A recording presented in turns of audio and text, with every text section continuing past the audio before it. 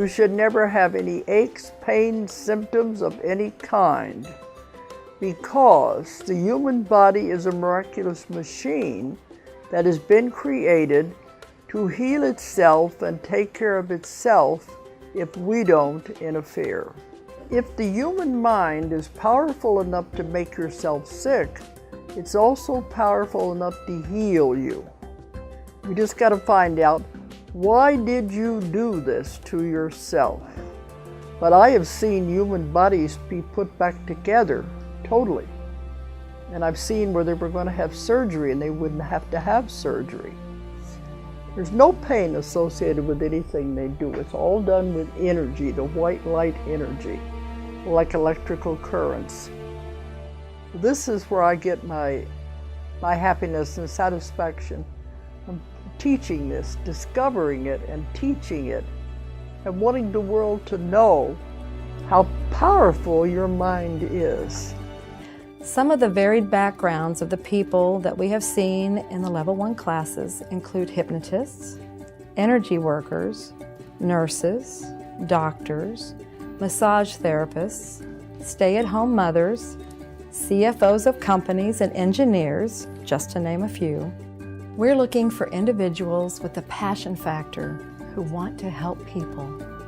If this resonates with you to join our global family of practitioners, please feel free to visit the website and hope to see you soon at the next class.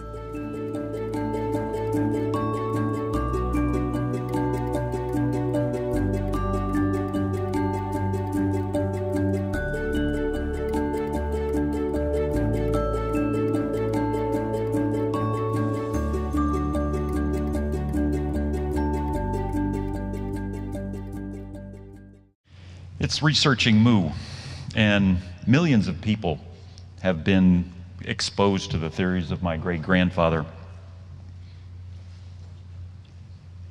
Perhaps thousands, we can say, have been positively affected by that. Well, I hope to provide a little bit information today, some wild speculation, and some other information, including some new scientific information that provides perhaps a change to the current paradigm. But first I'd like to start out, since I'm an engineer, to establish some common ground, a common frame of reference, because what I might think is normal perhaps is different for other people. So these are some of the terms, and we'll go through them. First of all, when I first hear of lost continents or sunken lands, there's two kinds. Obviously, I think of these two first. We'll get to there. And there's Mu here, and you can see Atlantis on the same map. And here is Lemuria. Some other lost continents and sunken lands, the two kinds I was speaking about, are old and very old. The very old ones are in green. You can see off the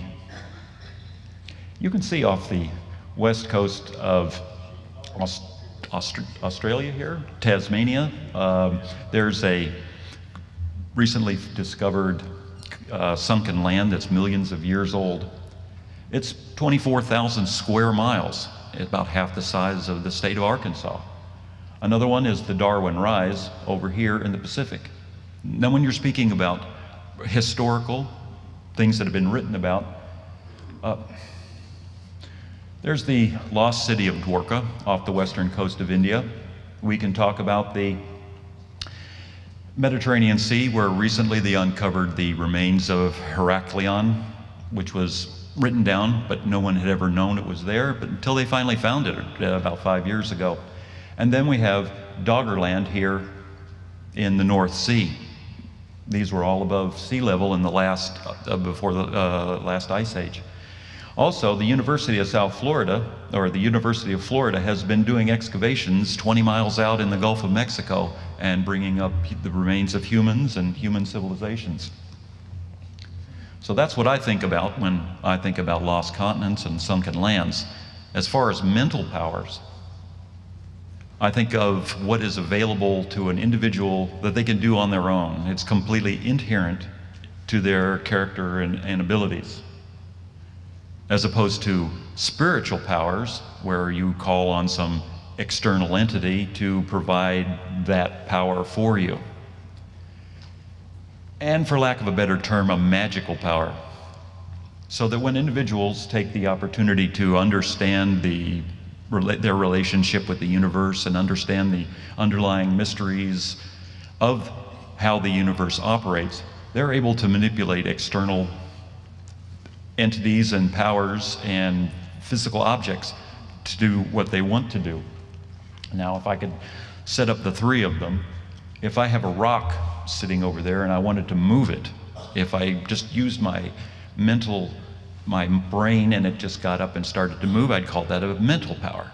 And if I were sitting here and I prayed to some external entity and I asked them to provide the power to move it, that would be a spiritual power. But a magic power would be, I would just know how to make the rock really light and how to create a wind, and it would move all by itself. Advanced civilizations. When I think of advanced civilizations, first of all, I want to know what measure you're going to use to categorize it. There can be technology based. They have little gadgets to do everything, but there are also other advanced civilizations that can be noted. For instance, when we do archaeological excavations, they have textiles that they're pulling out of the ground that some are more advanced than what we've discovered and we have today. But yet we don't have the little gadget that produced that, so you can't point to it.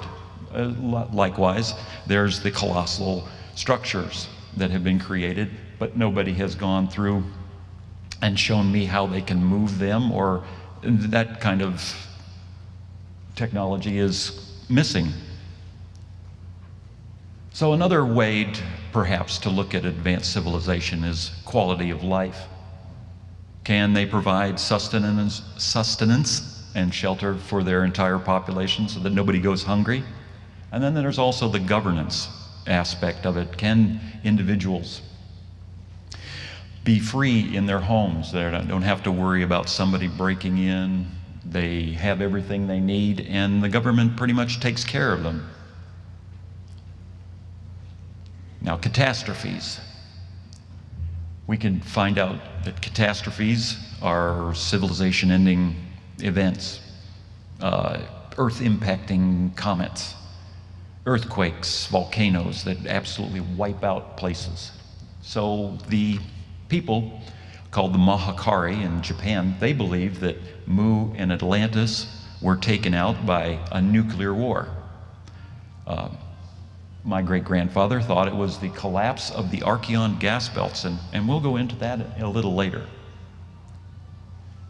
So when I hear the term Lemuria, I think of the Indian Ocean continent that was proposed by Schlachter in 1864 to discuss the distribution of lemurs around the Indian Ocean basin. When I think of Mu, I think of the Pacific Ocean continent that my great-grandfather said were another proposed place of the birthplace of mankind, as well as one of the central tenets of his theories. Now, obviously, some people have combined the two. As you can see here on the left, this is from the Children of Mu, the 1931 Children of Mu. And I got this one off a website not too long ago. So let me tell you a little bit about my great-grandfather and our family. William Church Ward was born in 1529 to Father Gabriel, and their family property is Hill House in Devonshire, England. Until the 20th century, it was the oldest private residence in England. Now, the Hill House Church Wards were yeoman farmers for several centuries. The Hill House was built in 1440 and was given to the family by royal decree. Although I am showing a coat of arms, the line where this was awarded at the Battle of Agincourt in 1415 has died out, but it does have a little bit to do with me. All of us, I guess, are a little bit gentle in manner, and that's what the Latin phrase at the bottom means. Now, James was born in Bridestow in Devonshire. He was one of 5 boys and 4 girls. Perhaps some of you have read some of his younger brother's books. He was a noted surgeon, and he wrote a lot of books on Freemasonry. Until 10, he lived in near Dartmoor, and then he moved to Oakhampton and later London. Now, in 1871, James married Lady Julia Churchward, and they were plantation owners. No, actually it was Stephenson, but they owned tea plantations in Ceylon, or now known as Sri Lanka. And James was a tea planter from 1872 to 1879. My grandfather, James Alexander, was born in September of 1872 in Colombo, Sri Lanka. And James' Pacific travels began in 1879, and some of his personal correspondence, he speaks of taking a trip with his Uncle Willie. Now, his Uncle Willie, I believe, was William Brown Churchward, the British consul to the island of Samoa. He wrote a couple books, My Consulate in Samoa and Blackbirding in the Pacific, The First White Man on the Beach, I believe was the name of it. Now, when he did reach the United States in the late 1880s, James met up with Alice and Augustus Le Plongeon, and they had spent quite a bit of time in Chichen Itza. And during the afternoon, on Sunday afternoon chats, as you can discover in Percy Tate Griffith wrote a biography of James. It's an unpublished biography in 1936, the year after he was born, and he talks about how James interacted with them, and they had quite vivid discussions. He was an engineer as well. He had 31 patents.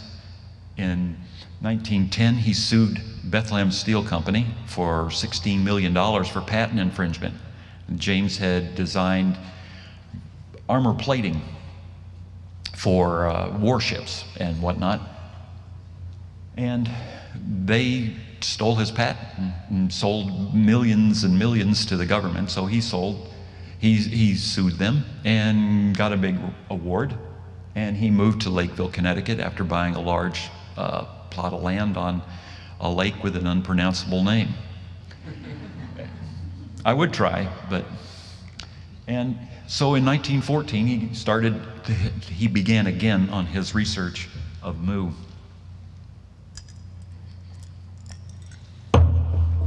Sorry. Now, he was an avid sportsman, and he wrote articles on fishing and hunting, as well as in Recreation magazine. He also has some of his 2 earlier books. You can find them on my website. They were done as travel documents for the main railroads. He was on WNYC starting in 1924 to 1925. One of the lectures I find most interesting was pygmy hunting in Central America. I really want to find a copy of that so I can find out what did he do when he found them. So in 1926 he came out with Lost Continent of Mu, Motherland of Men. In 1927 he wrote a book called Copies of Stone Tablets Found by William Niven. I'll stop it there, but it's a lot longer. And he sent that only to his publisher. I have recently received a copy and done my own bit of research on it, and hopefully one day everyone will be reading that as well. In 1931, he wrote The Children of Mu and reissued The Lost Continent of Mu. Sacred Symbols of Mu followed in 1932, and in 1934 and 1935 he came out with The Cosmic Forces of Mu in 2 volumes. So he moved to Los Angeles in December of 1931, and unfortunately the next month he passed away. He's buried in Valhalla, New York, in the Kensico Cemetery with many other illustrious individuals. James obtained his information when said he was on famine relief duty in India in the 1870s. He said he befriended a rishi of a local temple, after he looked at the symbols on the side of the temple walls. And eventually the rishi took the opportunity to teach him for 2 years. Some sources say it was 5, but James said that they taught him for 2 years, and was occasionally mentioned these old tablets that were available and that were being hidden down in the temple archives. And after a while, his initial pleadings to see them, the rishi said no. But James finally was able to see them, and when he was, the rishi was very excited because he hadn't seen them in quite a few years. So after they put them away, James repacked them and repaired them as best he could. And they also looked over it and interpreted them together. Now, James writes that the rishi and his family had been around there for thousands of years, guarding and taking care of the temple and the records. And he was from a Naga family, from the original Lost Common Mu, and a member of the Nikal Brotherhood, and one of only 3 adepts that were still around. So let's talk about some of the theories that James discovered from the Nikal tablets. First of all, he believed that man's creation, or that the creation of the world, the universe was a silent void until all the 7 superior intellects of the great read out these 7 great commands. These 7 great commands go pretty much exactly like the account in Genesis, except on the last day, instead of God resting, man was created, a special creation to rule the world. James said that the Nikal tablets tell us that they were either 200,000 or 270,000 years ago, that man was created, like I said, with a special purpose to rule the world in his stead, and that we are a special creation. And that over the next 200,000 years or so, that man developed the ability to understand the cosmic forces and the world around them. From these abilities that they gained, they had an advanced civilization. The monumental constructions, they had a global sailing skill, which translates to they could get anywhere they wanted all around the world. And no section of their population lacked food or shelter. Now, life on Mu, although James doesn't outline or provide any enumeration of what life on Mu was like, we can speculate. First of all, I would imagine that they were all well-read and very literate. They had a relaxed and unhurried lifestyle because they understood what life was about and what was going on around them. They also had the superior goods due to the fact that people didn't have a profit motive. They weren't following the lean process that everybody does today to take all the goodness out of it. And there was also a plethora of fine goods available from around the world. They weren't stuck with just the local apple juice. They could get it prune juice from across the sea if they wanted. So in order to maintain this civilization, they would have had to form, and they did form, a Nikal Brotherhood, which was their name. And they had to form this organization to keep the teachings alive, to ensure that they created and maintained schools so that individuals would be able to follow on for the next generations. That hundreds of thousands of books were supposedly in their libraries, some dating back as far as 70,000 years, James states. There were also the missionaries that transferred this knowledge to all the colonies where they traveled and where men lived. From James' writings, I learned that they had a colonial capital that would start off with 5,000, a copy of 5,000 of the tablets, which would be, I guess, the core library. And then from that, they would make 6 copies, and these would be distributed and become the 7 rishi cities of that colony. Now James, in the 1927 books of the Golden Age, writes that there was an entire library removed from the remains of the great Uyghur, the capital city of the great Uyghur Empire in the middle of the Gobi Desert, and that they were transported to Kanasa, Tibet. And this is a look at what it looked like, the rock-hewn face of the temple. He also said that other exhibits, but this is the only one he actually identified. And I knew everyone would want to see the bigger map so they could perhaps better pinpoint where it was. Now, James also said that since Mu was the birthplace of mankind, he attempted to show how the different people colonized the earth. This is the Eastern, showing here how, oh, there it is, showing how, here shows the Carian that went through and colonized Asia, Asia Minor rather, and the Mediterranean. He also used a term that's probably not, I just lost connection. Oh, good, I didn't. I got it. He also used a term that's outdated today to say that the people of Africa, what he termed the Negroid races, traveled through the Amazonian Sea, and I'll show you another slide of that, and colonized the southern tip of Atlantis as well as the continent of Africa. As this shows, at one time, James believed that South America had an Amazonian Sea where the Amazonian basin is right now, and that the mountains had not risen, which the Andes Mountains, which normally run around here, they had not risen yet, so people were able to sail straight through, land there on Atlantis on their way, and go on to Africa.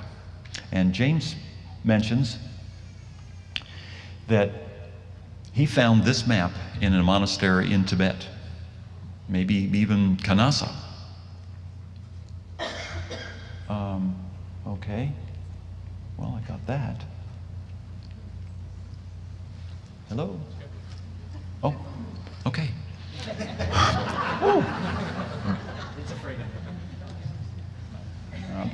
I'll try to be more careful. Continuing with the Eastern colonization of the world from Mu, you can see here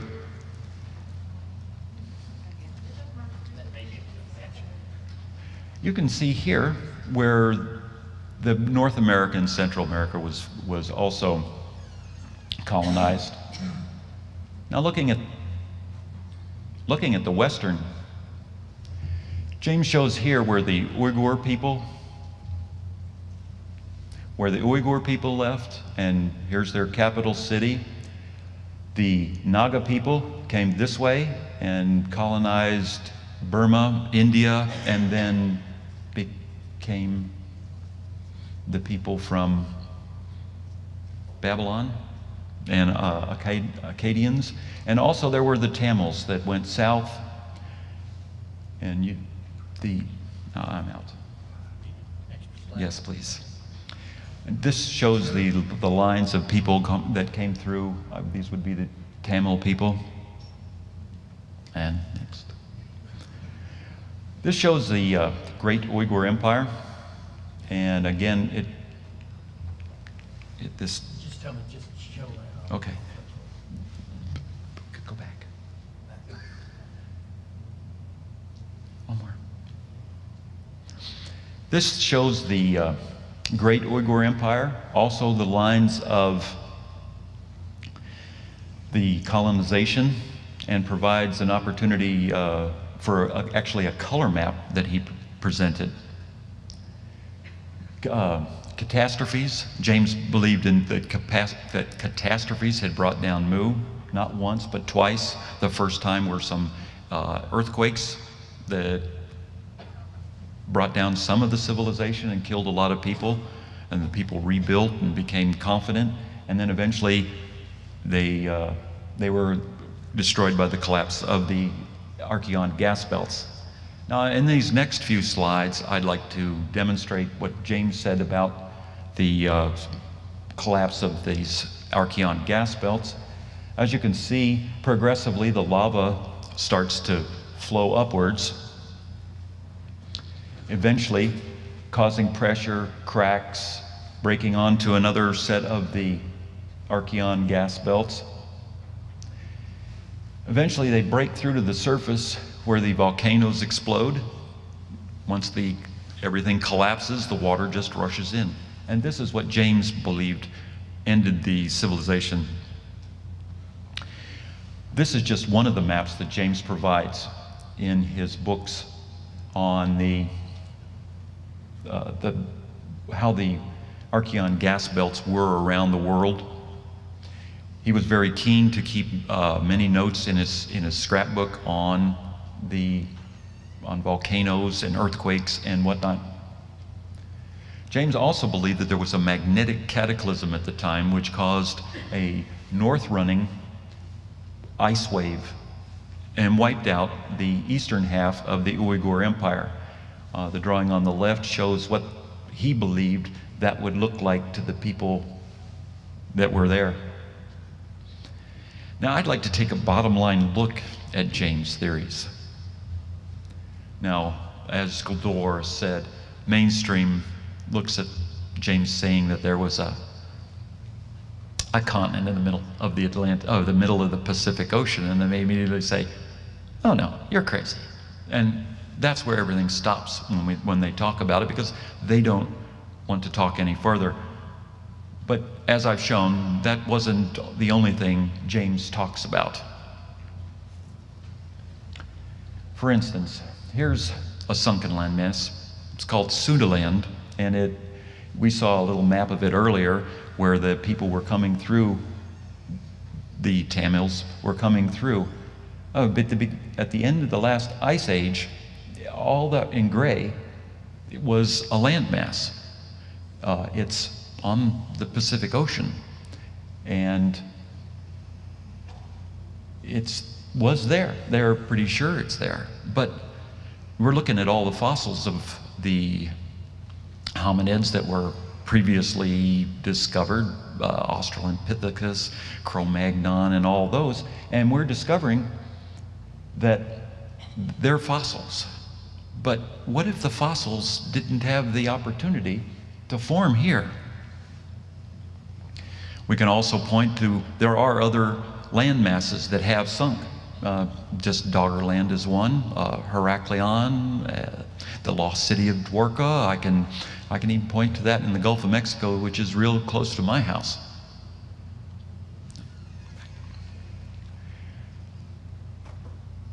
So not all fossils are equal. You can't prove to me that because we haven't found the fossil doesn't mean that those folks didn't exist. And the lack of evidence is not lack of existence. But now James said that there was no evolution. Now, recent discoveries have indicated that we have the DNA of the Flores, Hobbit, what they call him, the Neanderthal, as well as the Denisova people that were discovered in a cave in Siberia. So humans share all these DNA with all these other hominids, which provides us the opportunity for widely varying DNA combinations. Now, all these different DNA combinations can provide us with different appearing people, with different abilities. They can have different physical abilities, different mental abilities, and different appearances. So, not all of us know of what our minds can do. We all have untapped, unrecognized abilities, whether you knew it or not. And the Tibetan adepts do know some of these. For instance, in the 6 yogas of Naropa, I'll give one example of Tumo. In a demonstration of Tumo, a monk was videotaped and they had witnesses standing there.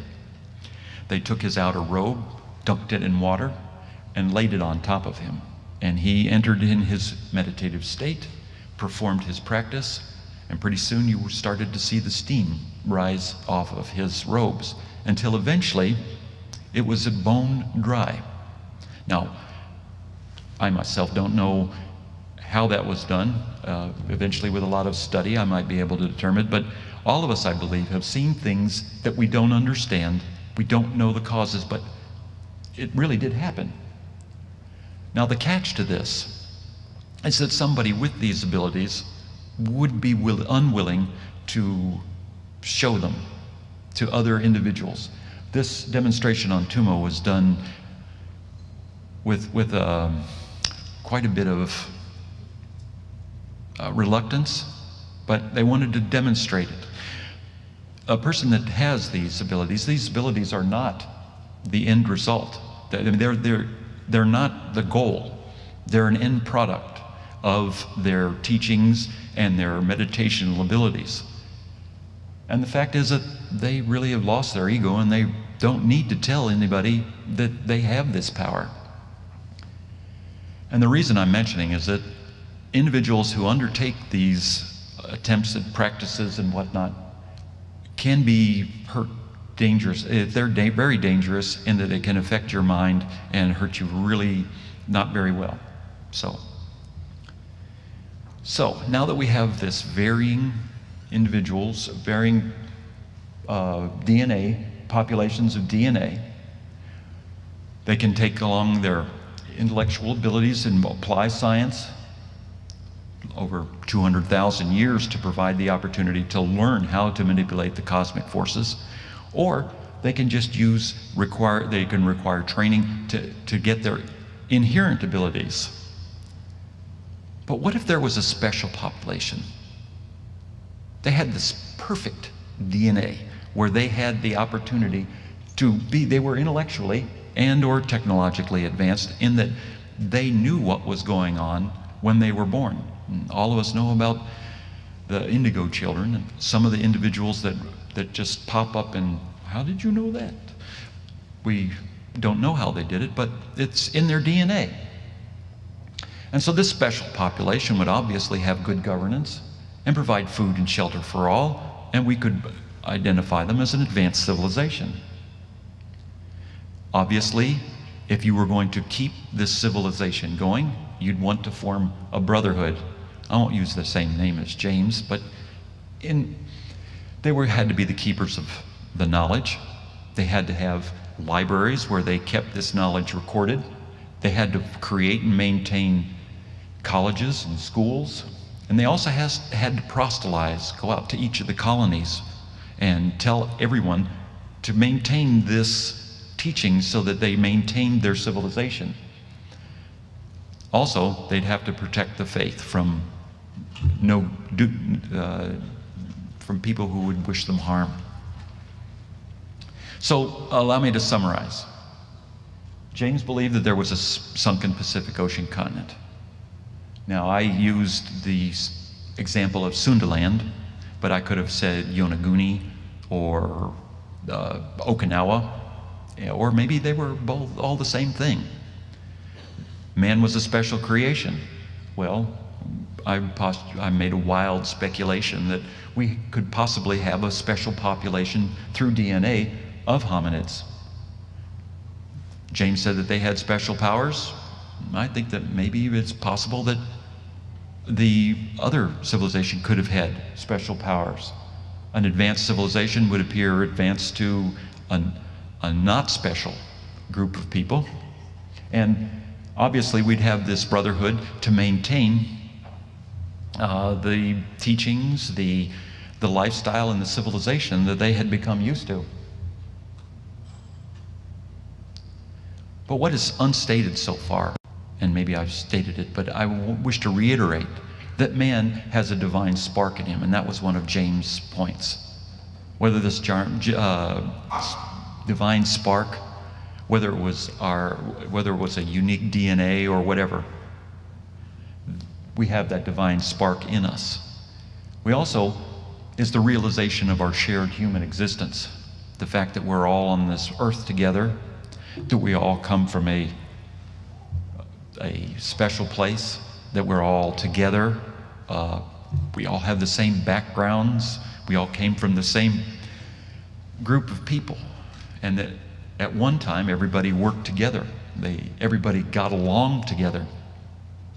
And I guess if we realize this, perhaps we would have the opportunity to get back to what our birthright is as the children of Mu, or the descendants of them. So if I'm going to look at some of the next steps in order to try to regain our birthright, I could study my great-grandfather's books on the cosmic forces of Mu. I started to read that. We could try to find the Nikal tablets. We'll take an expedition off to Kanasa, Tibet. Unfortunately, if we don't find any of the Nikal brotherhoods, we're not going to know what's on those tablets. So maybe we'll try to find the Nikal brotherhood. My only problem is that what evidence do you look for to find them? And so we'll have to build up a list of that. And the other thing is, what if they don't want us to find them? Now, the Rishi told James that he was capable, and demonstrated to James that he was capable of astral travel. He was able to mesmerize people into believing what he wanted them to believe, as well as telepathy and a few other special powers that he had. So that's where if we're not doing any of those things, we have to get to some place where we find a way to get back and just rediscover our birthright. So let me take a few minutes to discuss my book, Lifting the Veil on the Lost Continent of Mu, Motherland of Men. Now, I believe that this is the definitive edition of the 1926 Lost Continent of Mu, Motherland of Men. This was James' first book on Mu. He obviously wrote other books on sporting and things, but this was his first book on Mu. Short synopsis, I've probably already covered a lot of it, but again, it was a Pacific Ocean continent of Mu. He wrote that the Nikal Brotherhood was there, and they had the sacred inspired tablets, hundreds of thousands of them, and that cataclysm sunk Mu, Atlantis, and the Great Uyghur Empire. And James writes quite succinctly about finding and translating the tablets with and interacting with the Rishi. On chapter 1, page 1 of this book, James says that the Garden of Eden was Mu. There were 6 million inhabitants. They were 50,000 years old, and their technology was superior to that of the 20th century. Now, essentially, the first 6 chapters or 7 chapters of his book detail all James' evidence that he discovered of Mu. In chapters 8 and 9, he goes through the different symbols that he discovered. Chapters 10 through 12, he speaks about all the evidence discovered in America, the Denman of Nebraska, the Niven's discoveries in near central in Mexico. Chapter 13, he goes into detail on Mu's geography. Chapter 14, he explains that before Mu had sunk, there was no savagery on Earth. Everybody got along, everybody was great, but all of a sudden when the infrastructure dropped out from underneath them, they became savages, and we have developed from that is what was James' thought. Then James gets into some ancient religious conceptions. He talks about these ancient sacred mysteries and the rites and the ceremonies and how they related to the symbols and the remembrance of Mu. And in chapter 17, he talks about the coping stone, or he relates about the divine spark that sets us apart from every other creation. Now, I have, in the Lost Continent of Mu, this book, I have reproduced the entire contents of the original. I even kept the page numbers, although to save a few trees, we condensed it a bit so there wouldn't be quite as many pages. But if you use the index that I've created, or you refer to the page number in the original, both page numbers will match so that you don't have to throw out your old copies. I've also created a persons of interest index. Usually, I went through and I attempted to find out all the people that he mentioned in the book, used as references. If I was able to obtain a brief biography concerning them, they got an entry in the appendix. If I had a little less information, they at least got a footnote. Then there was the printed works that James refers to. I did the same as well, presenting all the works, what they were quoted. If I was able to go and obtain that quote from elsewhere, I presented the original as well so that you could see all of it. And I've also added 270 new footnotes to the book. One thing I do, and I created an index, but one thing that makes this unique is that I had copies of James' scrapbooks that I was able to refer to, some of the original source material for some of his articles and some of his chapters in the book. Now this book opens new avenues of research. I can give some examples. For instance, William Niven and his buried cities of Mexico. James chapter, I believe 12, is entitled Buried Mexican Cities. The original article that almost the entire chapter came from is contained in the scrapbook. It was contained in his scrapbook and has been reproduced as a footnote so that you can read the entire article, the original article, including the scratched out portions where James did not include that particular sentence and whatnot, so you can determine what the difference is. There's the article on the den men of Nebraska, the individuals who lived in what the current scientists call wallows, the buffalo wallows. They were able to find Phoenician, Chinese statues, carvings, and whatnot at the bottom of these, and they developed the name of the Den Men of Nebraska. So if you wanted to explore that a bit more, there was an article contained in James' scrapbooks included in the book.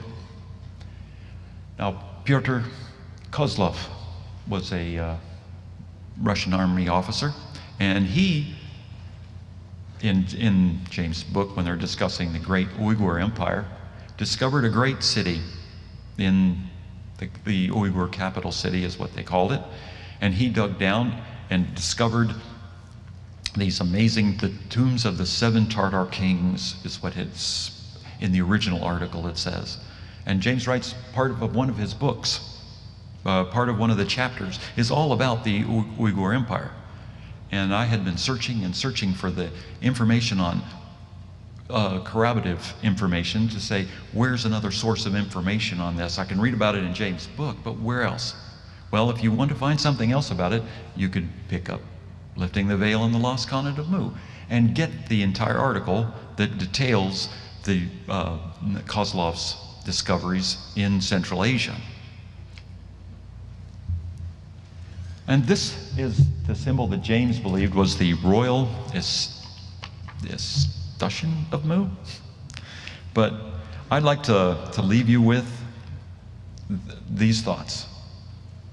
Each of us have a piece of the divine spark, and the theory of Mu offers a birthright, a peaceful, cooperative planet, free from strife, once everybody understands our shared human existence. Now, I'd like to take questions at this time. If anybody would like to ask a question, please come over here to the... Somebody have the mic for just a minute. I want to ask him something. Hey, James, while they're figuring out who wants to ask a question, I do want you to tell the story that the people that time, in the 20s when he wrote these books, nobody believed him. They all thought he was crazy. Even your own family, he said, disowned him. Well, yes. He was way ahead of his time. When James left India, yes, when he took a trip through the Pacific Ocean and developed a lot of his research. His wife, I showed a picture of her. Maybe I can get back to it. Nope, it's still off. But in there was a picture of my great-grandmother, Lady Julia Stephenson. That way we get you on camera too. Almost. And here, one more, a little more. This time I will. One more. Right there.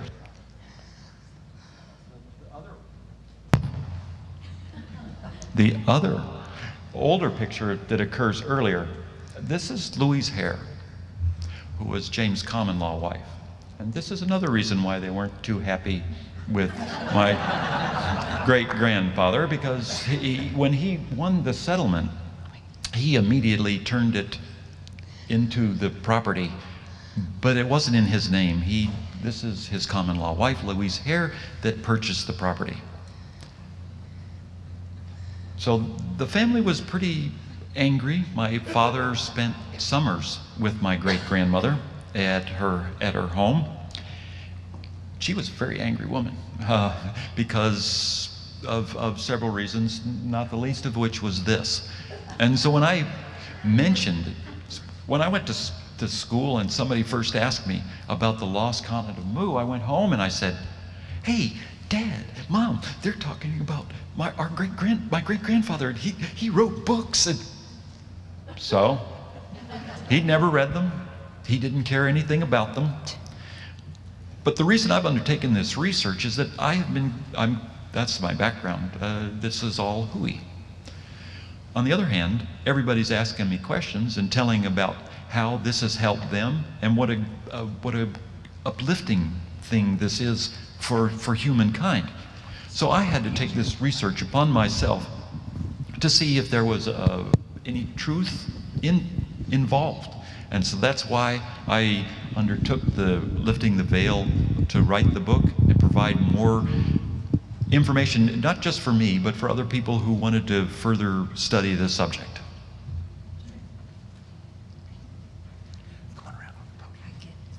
I get to ask a question this time. How can this be related to the I Am books where Bertie Spalding, he does write about the tablets in Tibet and in Nepal, remember? About some tablets that were, so is there any relation with James Churchward's, or was that way before? You're familiar with the I Am books? You're talking about Bertie Spalding. Bertie Spalding's books, right. Because he talks. So what your great-grandfather, right? Correct. Wrote sounds it's true, because Bertie Spalding.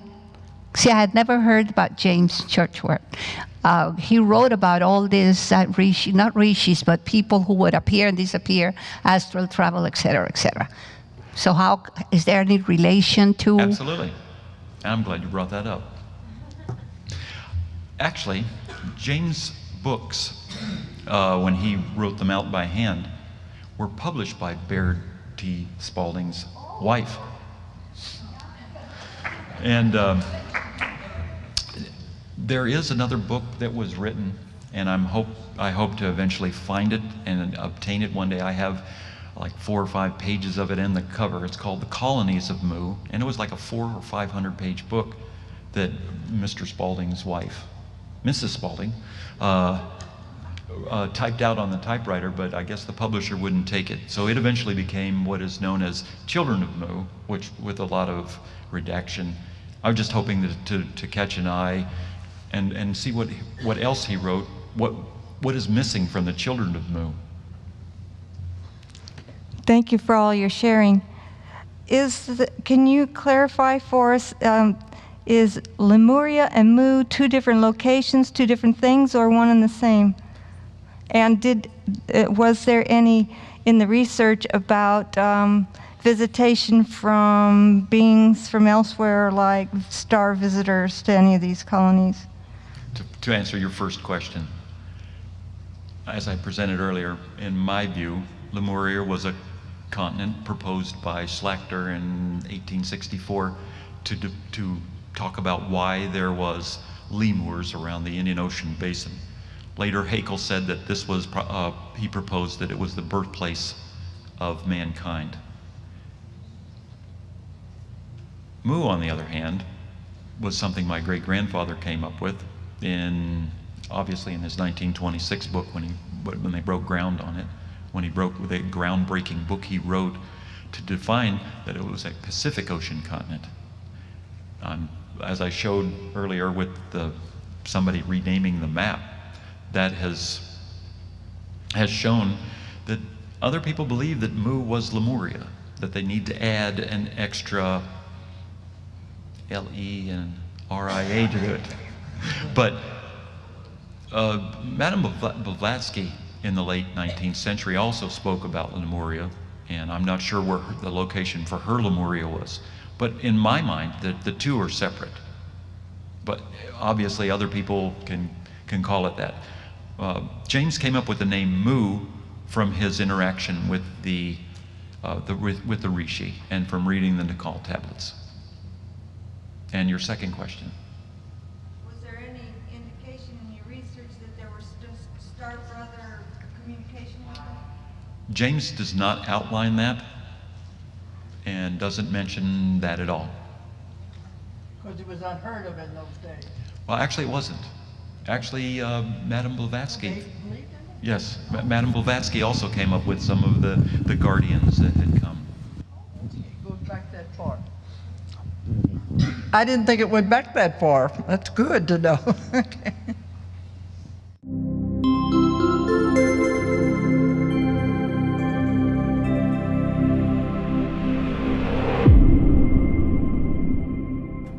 You should never have any aches, pains, symptoms of any kind, because the human body is a miraculous machine that has been created to heal itself and take care of itself if we don't interfere. If the human mind is powerful enough to make yourself sick, it's also powerful enough to heal you. You just got to find out, why did you do this to yourself? But I have seen human bodies be put back together totally. And I've seen where they were going to have surgery and they wouldn't have to have surgery. There's no pain associated with anything they do. It's all done with energy, the white light energy, like electrical currents. This is where I get my happiness and satisfaction. I'm teaching this, discovering it and teaching it, and wanting the world to know how powerful your mind is. Some of the varied backgrounds of the people that we have seen in the Level 1 classes include hypnotists, energy workers, nurses, doctors, massage therapists, stay-at-home mothers, CFOs of companies and engineers, just to name a few. We're looking for individuals with a passion factor who want to help people. If this resonates with you to join our global family of practitioners, please feel free to visit the website and hope to see you soon at the next class.